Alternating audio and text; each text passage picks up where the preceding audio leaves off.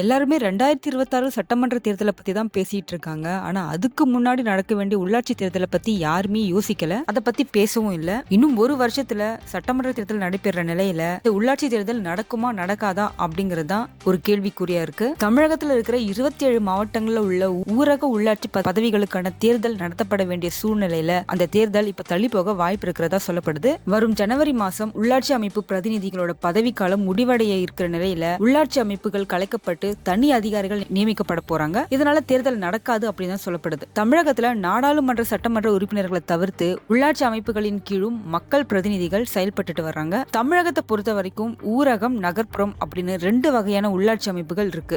மாநகராட்சி மேயர், துணை mayor, ward கவுன்சிலர்கள், நகராட்சி தலைவர், நகராட்சி துணைத் தலைவர், கவுன்சிலர்கள்னு நகர்ப்புற உள்ளாட்சி தேர்தல்கள் நடத்தப்படுது. இவங்க எல்லாருமே இதை வச்சுதான் தேர்ந்தெடுக்கப்படுறாங்க. இது தவிர்த்து ஒன்றியம், பேரூராட்சி, ஊராட்சிகளுக்கும் உள்ளாட்சி தேர்தல் நடக்குது. ஊராட்சி ஒன்றிய தலைவர், துணைத் தலைவர், மாவட்ட கவுன்சிலர், ஒன்றிய கவுன்சிலர், ஊராட்சி தலைவர், வார்டு கவுன்சிலர்களை ஊரக உள்ளாட்சி தேர்தல் மூலமா தான் தேர்ந்தெடுக்கிறாங்க.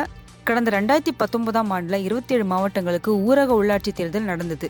வார்டு வரையறை பிரச்சனை, எல்லை தீர்மானம் உள்ளிட்ட பிரச்சனை காரணமா 9 மாவட்டங்கள்ல தாமதமா, அதாவது கிட்டத்தட்ட 21 மாதங்கள் கழித்து உள்ளாட்சி தேர்தல் நடத்தப்பட்டது.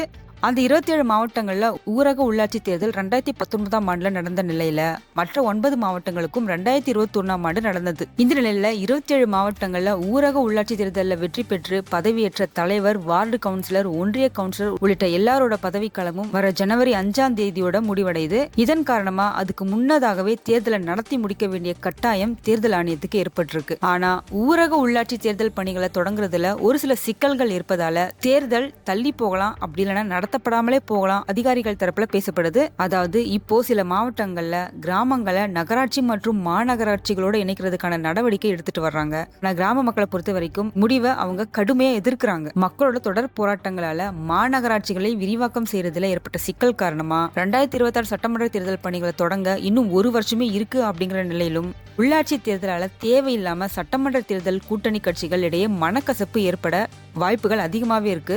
அதனால உள்ளாட்சி தேர்தலை ஒட்டுமொத்தமா 2026க்கு பிறகு நடத்திக்கலாம் அப்படின்னு திமுக தலைமை திட்டமிட்டிருக்கிறதா சொல்லப்படுது.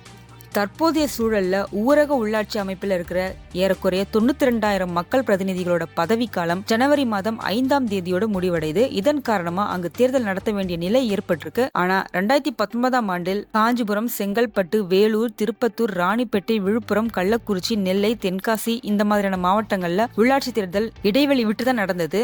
அதனால 2 பகுதிகளா தேர்தல் நடத்த வேண்டிய சூழ்நிலை இருக்கு. இதன் காரணமா ஒரே மாதிரியான தேர்தல் நடத்த திட்டமிட்டிருக்காங்க.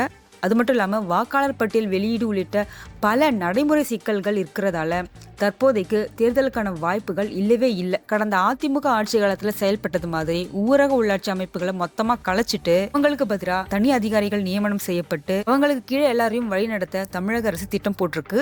இதுக்காக தமிழ்நாடு சட்டசபையில மசோதா ஒண்ணு தாக்கல் செய்ய போறாங்க. 5 உள்ளாட்சி பிரதிநிதிகளோட பதவி காலம் முடிவடையும் நிலையில 6 சட்டப்பேரவை கூட போகுது. அதற்குள் இந்த மசோதா தாக்கல் செய்யப்படலாம்னு சொல்லப்படுது. மாவட்ட ஊராட்சிகளை திட்ட அலுவலர் அப்படி இல்லைன்னா கூடுதல் ஆட்சியர்களுக்கும், ஊராட்சி ஒன்றியங்களை வட்டார வளர்ச்சித்துறை அலுவலர்களுக்கும், ஊராட்சிகளை ஊராட்சி செயலாளர்களுக்கும் மேலாண்மை செய்யற அதிகாரத்தை தமிழக அரசு வழங்க போறதா சொல்லப்படுது. இந்த அறிவிப்பு கூடிய சீக்கிரம் வெளிவரும்னு எதிர்பார்க்கலாம். அதனால இப்போதைக்கு உள்ளாட்சி தேர்தல்கள் நடக்க வாய்ப்பே கிடையாது.